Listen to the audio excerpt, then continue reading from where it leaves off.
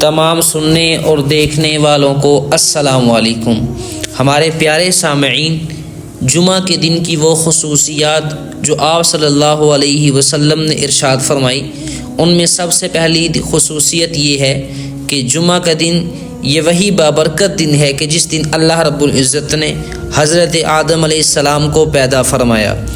پھر یہ جمعہ کا دن وہی دن ہے کہ جس دن اللہ رب العزت نے حضرت آدم علیہ السلام کو آسمان سے زمین کی طرف اتارا۔ جمعہ کا دن یہ وہی دن ہے کہ جس دن اللہ رب العزت حضرت آدم علیہ السلام کو وفات دی۔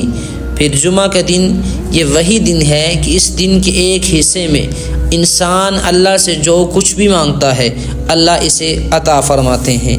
اور جمعہ کا دن یہ وہی دن ہے کہ جس دن قیامت قائم ہوگی۔ کوئی مقرب فرشتہ نہیں، نہ آسمان میں، نہ زمین میں، نہ پہاڑوں میں، اور نہ ہوا میں، اور نہ ہی سمندر میں، مگر وہ جمعہ کے دن سے ڈرتا ہے کہ کہیں اس میں قیامت قائم نہ ہو جائے۔